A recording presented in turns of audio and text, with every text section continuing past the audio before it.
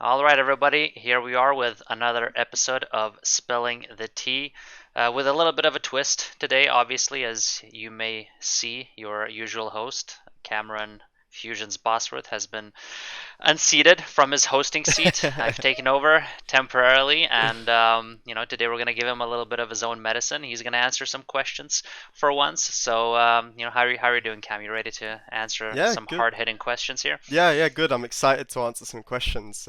It's fun to be on the other end of something I've been doing for so long. You'll have to excuse the voice if I sound a little bit sick. It's because I've been sick the last week, but I'm feeling alright now, so should be good to go. Yes, obviously, as everyone knows, Cameron, decided to retire from Overwatch after this season.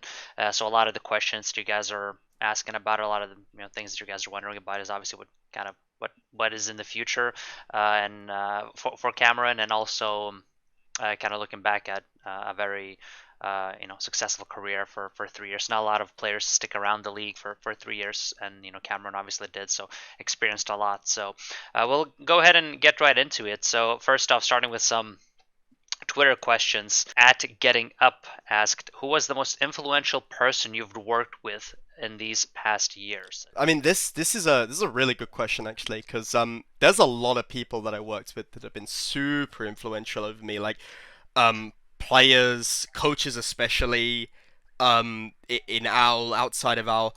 If I had to put my finger on one, just because it's someone that I usually confide in whenever I'm in a struggling situation, um, someone that's been really influential over me is Chris Diefer.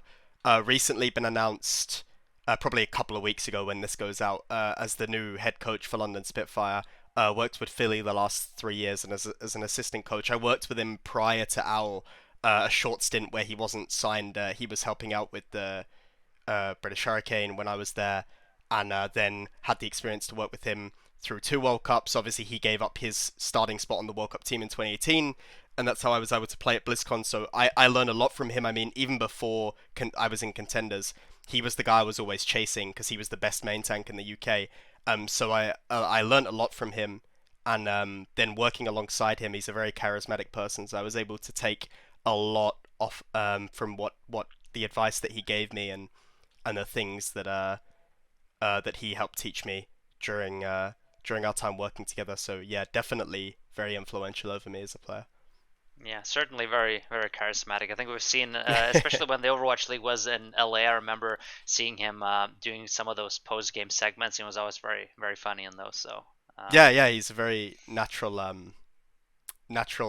talent on camera. yeah, He's exactly the same outside of the camera as he is on the camera, so yeah. it flows very easily for him. We have at Bar. Oh, I'm gonna butcher this name. At Barboch Ganda.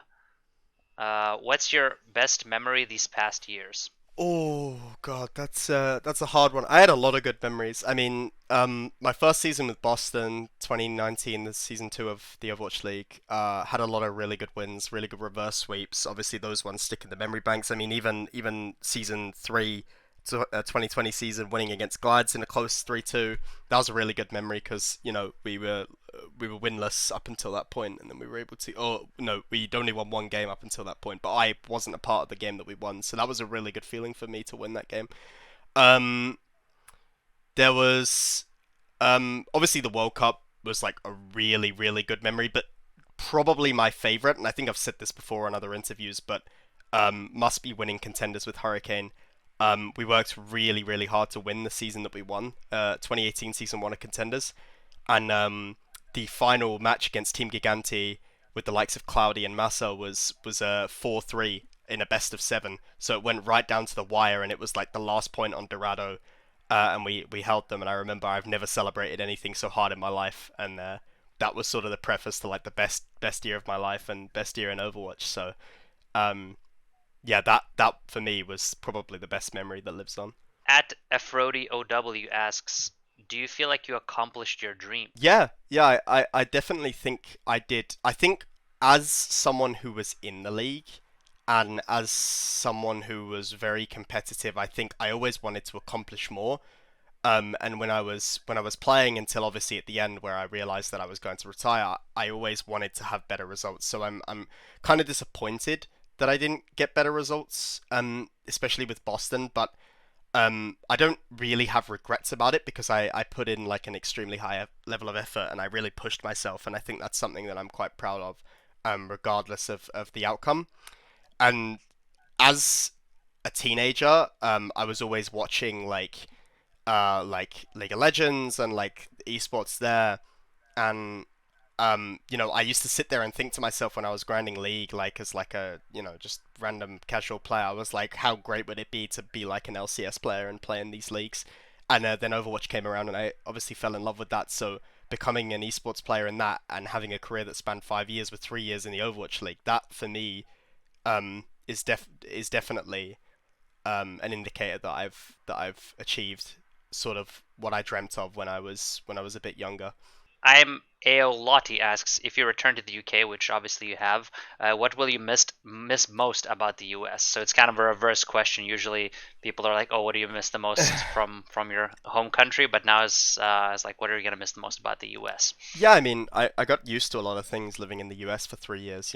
I think the thing I'll miss the most, obviously, is my teammates. Just having people around you that do the same thing all the time and being able to go out and do stuff with them is like a thing that, I'm gonna miss no matter what I do, no matter where I am. Also, just like generally from America, like the ease of getting really tasty food, even if it's super unhealthy. It's like the opposite when I'm in America. I like miss the healthier Yeah. options and like the easier way of getting stuff like that and cooking for myself.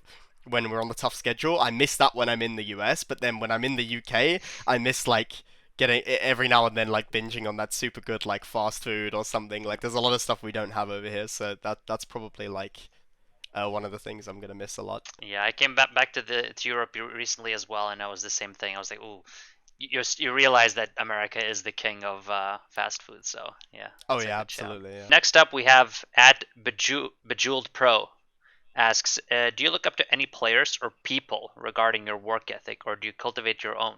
How do you consistently find the motivation to show up 100% for yourself and for those around you? Yeah, so there's a lot to take in from that question. I think for me the motivation came sort of naturally because I always wanted to be the best. But um sometimes it's harder to keep that motivation, but generally speaking, like I always found the will to push myself because I really, really wanted to be good at what I did. I think for looking around you at other people, though, I definitely think that other people around me helped with the work ethic. I mean, when I was coming up through contenders and I was in like teams like semi-pro teams, not even contenders, like before contenders, when I was playing in tier 3 tournaments, players from those teams had an impact on me in terms of work ethic. I played with people like I remember like Jonah.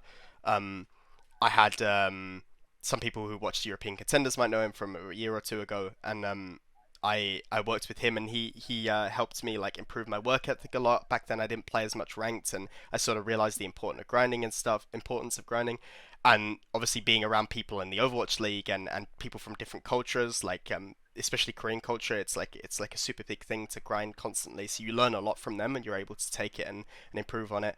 One person, obviously during Boston, namely that helped give me the sort of motivation and helped my work ethic as well was being alongside Colorhex, because he is probably the hardest working player that I've ever played with. He grinds non-stop, and he knows exactly what it is that he wants to do, and he focuses 100% on that, and that's something that I could never match, even if I gave my 100% best effort, which I think I did for sure. But matching his intensity is something that not many people in the world could do, and I respect him a lot, and it definitely helped me improve my work ethic. Yeah, well, definitely can vouch for Color Hex. Obviously, being around for the last 2 years, super hard worker, and hopefully, we see him in the league this coming year as well, because certainly deserves it for how hard he works. So, Yeah, absolutely deserves it. I hope to see him in the league. next up, we have a simple one from Jane Noob Gaming. What's next for you? I think that's something that everyone's very curious about. Anytime a player retires, right? So, what curious fans are curious about your plans moving forward. I still really like esports. Like, I would like to be around in esports in some way. Maybe in a few years' time, I would like to come back and sort of be a part of it. In what form, I have no idea. Whether it means in the meantime that I'll go to university and I'll study, in order to get a degree and then sort of come back and look at what I can do in esports, then that might be the case. I mean, it's important for me, I think, in these years now. I went straight into esports from school, so it's important for me to experience some of life, to work in environments that aren't esports, to sort of experience that in a different culture, to be able to just pile some things on my resume and get some more qualifications is important for me right now. As for what the future holds, I mean, I have no idea. Ultimately, I would love to be back in esports as something other than a player or a coach Mm. or something different from those roles. But yeah, I mean, who knows what the future holds right now? Next up, we have our favorite Boston Uprising dad, the father of our very own Punk. At Sean D. Gilchrist asks, "What's your favorite insect?" I think very unsurprising. This comes from an Australian, from people who have a Yeah, lot of well, insects in their vicinity, and I think probably the insects that you're exposed to are nowhere near as dangerous as the ones that they're exposed to over there. But still, he's wondering who you know what ranks at the top for you. I'd have to. I have to assume that he's asking this because Leighton has told him that I'm not very good with bugs, Mm, um, especially some of the bigger ones. So yeah, insects are not one of my bigger interests. They're definitely one of probably the biggest thing that I'm sort of scared of in a mm, sense. So yeah, I don't like bugs at all. If I had to pick a favorite one, other than a generic thing like harmless things like ladybugs and stuff. I don't know. I'm okay with like spiders because spiders sort of get rid of other insects mm, in your house and stuff. mm. So I'm like okay with some of those. I hate things that fly around like all over the place, like moths and bees and wasps, like things that just get up in your personal space and fly around you and buzz. Those things, I hate What them. about a I butterfly? hate I actually really don't like butterflies because they're pretty much the same thing because they No. just fly around and people look at me funny when I tell them like I don't like butterflies. But I remember like a few years ago when I was I was even worse with bugs because like I hadn't lived in America and stuff. I went to a zoo and they had like a butterfly enclosure where you go through like a door and like these weighted flaps, and then they have like a whole garden area with Mm, like loads of butterflies flowing around. And I just remember thinking that I absolutely hated it, and I wanted to get out of there because they're just flying around in your face, and it really winds me up when I've got like insects in my personal space like fluttering around. I don't know why, mm, but it's just something I've never been able to get over. So mm. Yeah. yeah, So Leighton setting you up for failure on this question. yeah, Uh, probably. I assume so. oh, Um, got it. unless Sean just thought to ask it I randomly, but just I can't imagine that. Sean the insect enthusiast asking the hard hitting questions. So all right, next up we have at daring hard ox. I'll try to keep it light since most of the questions are going to be work and future related, which is appreciated here. So, what is your go to drink on a night out? What I don't really have a go-to drink on a night out. But I am a bit of a cider enthusiast. I do Mm, like not like the stuff they have in America, but I am a big fan of the stuff we have over here. I do like a nice apple cider, not the sort of stuff you would buy like the first thing you see on the shelf, but like the ones that you usually find a little bit rarer. Um, I'm pretty big fan of those. Um, and recently I've been enjoying like IPAs and stuff a little bit more with some of the fruitier taste. There was a lot of good ones that I found when I was um, had some time off in America, so I'm probably gonna keep exploring some of those. Those are probably my go-tos at the start of a night out, you know. Next up, we have at Key GGX. Since it's the last one, a very important question: pineapple on a pizza, yes or no? I don't know if you've ever answered this one before, but yeah. I think I might have on one episode Mm, that we've done before, but presumably the person asking hasn't seen that. So yeah. I I do like pineapple on pizza. I'm quite. It's not my go-to order. Like usually my go-to will be like a supreme, so like one type of meat, like a ham, pepperoni, or like a chicken, and then like peppers, onions, and like mushrooms. That's like usually my go-to pizza. But um, sometimes if it's offered to me, I'll definitely eat like a ham and pineapple, like Hawaiian pizza for sure. Yeah. Like I growing up, it's probably the one I ate the most, and my brother still order it from time to time, so I'll definitely eat it if it's there. I don't dislike it for sure. Yeah, yeah, I've grown to like it as well. Honestly, I think I was a person that I never tried it, and I was just like, oh, it just won't work. And then I tried it, and oh, it Yep. actually works. So yeah, I'm still an avid believer that like at least over half of the people that yep, say that it's vile, because more people say pineapple on pizza is gross than people like it, yeah, right? At least they're more vocal about it being gross, but I guarantee like more than half of those people haven't actually yep, tried pineapple on pizza yep, because it's just something so sweet on a pizza that they don't think it would work, but it does work. yeah. Having yeah, So I mean, if you don't like it, you don't like it. Everyone has different tastes, but yeah. I feel like a lot of people who try it end up liking it. So yeah. Next up, we have our very own. Well, not anymore, but our beloved former Boston Uprising member Matthew at Matthew Shiftlet asked, "What was your favorite moment as a member of Uprising?" I gotta say that the a very special one for me was our third reverse sweep in a row in season 2 of the Overwatch League in stage 2 against, I can't remember if it was Defiant or Atlanta. I know that they were the second and third reverse sweeps that we had, but I can't remember which order we played them. But whoever was the second team that we played in reverse sweeps in that stage, and the third team in a row, because obviously Dallas stage 1 reverse swept as well. That was a very special moment for me because when I remember we were down 2-0, and at half time I said to the guys like, I remember Gumba gave like a speech, and before we went in I said to the guys, I went, guys, look, before, when we reverse swept last week or whenever it was we played the first game of that stage, I said, um, that time I thought that we could reverse sweep, and this time I know we're gonna reverse sweep. Like I can just feel it; it's in the air, and so like I tried to motivate everyone and give them just a few words before we went in. I remember we went in, and the map 3 was like a hard fought battle, but in the end we turned it around and we got the reverse sweep there. And so for me, as someone who was sort of like a leader of the team at the time, that was like a really defining point. It really helped my confidence, and it really gave me faith in the team at the time. And obviously the rest of the season didn't go that well for us, but that was a moment that will stand out with me, and that's something that I'm really proud of the team for pulling back that win.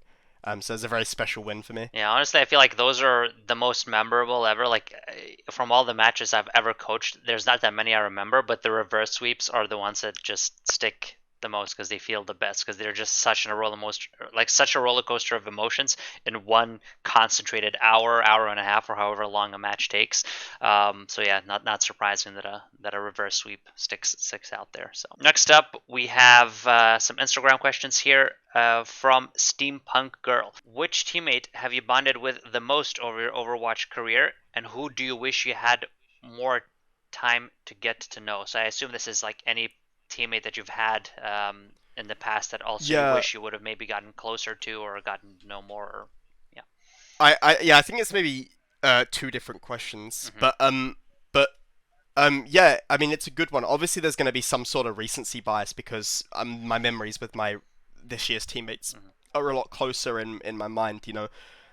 But definitely, without a doubt, the person that I bonded with the most over my Overwatch career is Color Hex. I think Punk obviously a close second, being teammates with him for a year and a half as well towards the end. Very good friends with him. But Color Hex I was teammates with for 3 years, and me and him, he was just someone I can trust and confide with, and um, no matter what we sort of went through or like how things were going, we were never really angry at each other. Like we would always be able to talk things out and get to the root of things. And that level of trust is not something you find with your colleague or your teammate that often. So having um, a friendship and a relationship with someone like that, um, and being able to trust someone like that in a team is something very special. So definitely the closest with Color Hex. But um, as for someone I wish I had more time to get to know, I had so many great teammates, nice people. This year especially, like everyone on the team, I wish I got more time to spend with them. Because I was only in America for about five and a bit months, I think. Because of COVID, I wasn't able to get there at the start. So I definitely wish that this year's team I got more time. I had more time to spend with them. But someone in particular, if I had to name one, I'm 37, probably. Jin was a really good friend to everyone this year. He was a mediator for people between the team, not just in terms of language barrier, but also in terms of like the way people thought and the way people wanted to approach things. One of the nicest and smartest people that I've met, and I definitely think that I'd I'd appreciate being able to spend more time with him. Next up, we have the beautifully curly. Favorite attraction in Boston? Obviously, we took you guys to some activities. I know you guys also spent some time during some off weeks going into Boston. So, curious what stood out. Favorite attraction? Yeah, it's interesting because I went to Boston quite a few times this year. Obviously, 2020 didn't get to go a lot because of COVID. I think I only went once in total, aside from driving through to go to the airport. But this year I went a few times, but I didn't go to many like big attractions or anything. It was mostly just like going to K Town or like going to get food and meet people or something like that. So for me, I didn't go to that many attractions. One thing that I did really enjoy that we did this year was we went to the aquarium with the team, and not so much the aquarium itself, but the area where the markets were set up. They had like the fountains, they had the markets with all the like souvenirs that you could buy and like little things to buy at the little shops and stands. Those were really cool. I really enjoyed just strolling around that area with the team and just having a good time. I think I remember probably yeah. I think we were there with John at the time, so yeah, just a good time that day in general, and that like area at the harbor, really nice place. Good lobster rolls. I don't know if you ever got to try them. I had a lobster roll, but not in Boston. Mm, It was at a restaurant in Patriot mm, Place, but it was very good. yeah, I did enjoy it. yeah. All right. Yeah, I think that's pretty much a wrap for the questions. I think a lot of people were wondering about memories. Try and see kind of what stood out for you during your career, and I think you outlined that a lot. A lot of big wins, big losses, a lot of emotions. A lot of blood, sweat, and tears over the years. Obviously, being your whole Overwatch League career with the Boston Uprising, being one of our most recognizable players. We obviously have appreciated all of the effort over the years, and glad that we could sit down now and kind of go through a couple of those memories and reminisce a little bit. And I mean, to wrap, I want to just kind of pass the word back to you. Obviously, this has kind of been your show, so anything you want to say to the fans, anything you kind of want to close or log off with here. Yeah, I mean, recording the Spilling the Tea episodes has been a really great experience for me. I know that sometimes they don't really always get the highest amount of views or whatever, but the audience that do watch are always very passionate about it in the comments and stuff, and talking to me about it. So it's really special for me to be able to record these and share thoughts with so many people I've recorded with, all loads of different talent from the Overwatch League. Loads of different teammates, loads of different players and coaches, and been able to share opinions from loads of um, different things. So there's just a great hub of content out there thanks to that, and thanks to the people that are watching and supporting, and also yeah, obviously thank you to everyone that helped make this series. Matt in the beginning, Kerry who supported me through it, and obviously John and Kevin who've been there recording it as well. It's been a great experience, and thank you for having me on to answer some questions for myself. All right, thank you very much, and we'll sign off right there. Thank you everyone for watching, and see you next time.